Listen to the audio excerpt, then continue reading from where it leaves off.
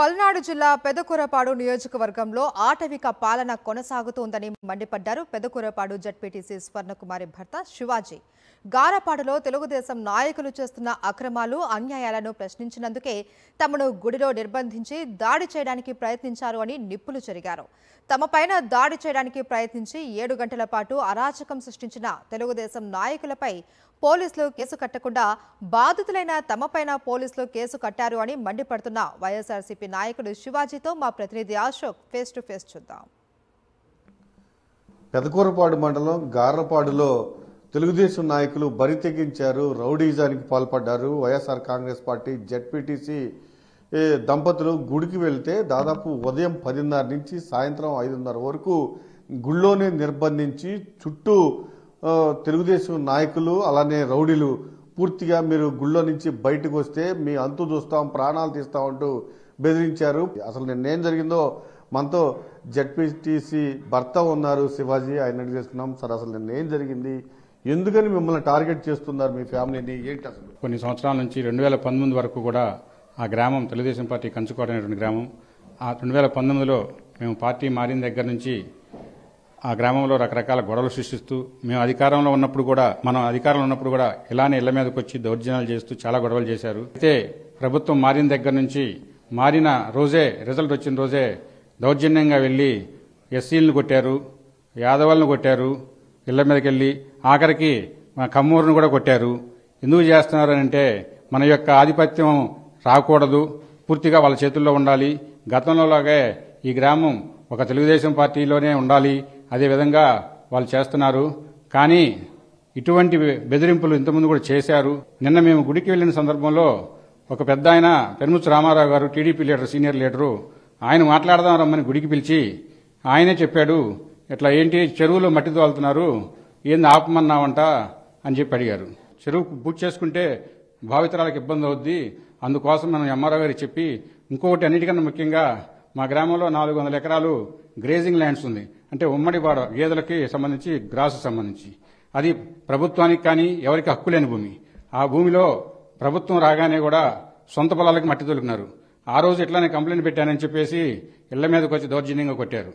మరలా ఇప్పుడు కూడా అంటే ఏమి చేసినా కానీ కూడా మీరు చూస్తూ ఉండాలి తప్ప మీ వల్ల ఏమీ కాదు, మీరు మాకు అణిగిమణిగి ఉండాలి, లొంగి ఉండాలనే పరిస్థితుల్లో కూడా ఇటువంటి అరాచక పాలన సాగిస్తున్నారు.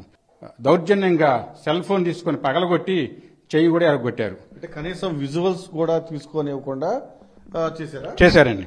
ఈవెన్ మీడియా వాళ్ళవి ఫోన్లు కూడా పాల్గొడుతున్నారు. మరి మనం ఎక్కడున్నాము, ఏ పాలనలో ఉన్నాము, ఇది మన ప్రజాస్వామ్యమేనా? అసలు నాకైతే అర్థం కావట్లేదు. ఎందుకంటే మనం గొడవలు లేకుండా మనం చూస్తున్నాము. వాళ్ళు ఒక ఆటవిక పరిపాలనలాగా ముఖ్యంగా గారపాడు గ్రామంలో ఒక గోండాగిరి చేస్తూ ప్రజల్ని భయభ్రాంతులకు గురి చేస్తున్నారండి. సార్, నిన్న సిచ్యువేషన్ చూస్తే దాదాపు 10:30 నుంచి దాదాపు 5 గంటల వరకు చుట్టూ జనాలు బయటకు వస్తే చంపేయటం, మీరు గుళ్ళోనే ఉండిపోవటం చూశాను సార్. ఇవన్నీ చూసి అబ్జర్వ్ చేసి నేను వెంటనే 100కి కాల్ చేయడం జరిగింది. 100కి కాల్ చేస్తే ఫస్ట్ ఎస్ఐ గారు, 2 కానిస్టేబుల్ వచ్చారు. వాళ్ళు ఏమీ చేయకుండా కూడా అలానే ఉన్నారు ప్రేక్షక. తర్వాత మళ్ళీ నేను 100కి కాల్ చేశాను. గ్రామంలో ఉన్న వాళ్ళు చాలా మంది 100కి కాల్ చేస్తూ ఇప్పటికప్పుడు చేస్తూ ఉన్నారు. ఆ క్రమంలో ఏం చేశారంటే తర్వాత సిఐ గారు వచ్చి కూడా, సిఐ గారు నన్నే బెదిరిస్తున్నారు, ఊళ్ళోకి ఎందుకు వచ్చామంటున్నారు. అంటే నాది నా భార్యది ఒకే విలేజ్, ఆ గ్రామంలో పోవడానికి నాకు రైట్ లేదు. అసలు విచిత్రంగా ఉంది, ఇదేంటో నాకు చెప్పమన్నా కదా అన్న. సార్, మీకు చాలాసార్లు నేను కాల్ చేశానని మీరే తెలియదండి అని కూడా చెప్పాను. తర్వాత మళ్ళీ ఒక డిఎస్పీ గారు కొంచెం పాజిటివ్గానే స్పందించి వచ్చి వెంటనే మనల్ని బయటికి తీసుకురావడం జరిగింది. మీరు గుళ్ళో మిమ్మల్ని నిర్బంధించారు. 10:30కి మీరు గుళ్ళోకి వెళ్లారు. వెంటనే వాళ్ళందరూ వచ్చి మిమ్మల్ని చుట్టుముట్టారు. వెంటనే పోలీసులకు ఫోన్ చేశారు. పోలీసులు మధ్యాహ్నానికి వచ్చారు. కానీ మధ్యాహ్నం నుంచి ఏం చేస్తున్నారు? తెలుగుదేశం నాయకులు బతినాడుకుంటారా ఏంటి? తెలుగుదేశం నాయకులు నిజంగా బతలాడుకుంటున్నారండి. వదిలిపెట్టండి, ఎందుకు పానీయండి అంటే తప్ప కనీసం అంత ఇష్యూ జరుగుతుంటే నాకు తెలిసి 100కి ఒక 7-8 మెంబర్స్ కాల్స్ చేస్తే కనీసం ఒక స్టిక్ కూడా లేకుండా ఊళ్ళోకి వచ్చారండి. ఎంత దారుణంగా ఉందంటే పరిస్థితి చూసిన వాళ్ళని. ఏందండి, మనం తప్పు చేసిన వాడిని వదిలేసి తప్పు చేసిన వాడిని తప్పు అని చెప్తే వాళ్ళ మీద మనం రివర్స్ కేసులు పెట్టడం, ఈ విధంగా గొడవలకు రావటం, అంటే భయపెట్టి ఉన్నదంతా దోచుకోవాలని చూస్తున్నారండి.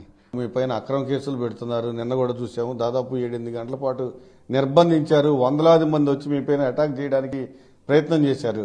మీకు ఏమనిపిస్తుంది? పార్టీ మారాలనుకుంటున్నారా? వాళ్ళు కూడా ఖచ్చితంగా మిమ్మల్ని పార్టీ మారమనే చెప్తున్నారు, ఏమంటారు? ఒకటి సార్, పార్టీ మారకూడదు అనే ఆలోచన మాకైతే అటువంటి లేదు. మేము ఇదే పార్టీలోనే ఉంటాము. ఎన్ని ఇబ్బందులు పెట్టినా, ఎంత కష్టం పెట్టినా పార్టీలు మారాలనే ఆలోచన అయితే ఏమీ లేదు మాకు. కాకపోతే వాళ్ళు కూడా అది కూడా అంటే మనం ఏదో పార్టీ మారుతున్నాం వాళ్ళే దుష్ప్రచారం చేస్తూ మన మీద, నేనైతే ఎప్పుడు ఎవరిని సంప్రదించలేదు, ఎక్కడ మాట్లాడలేదు ఈ విషయంలో.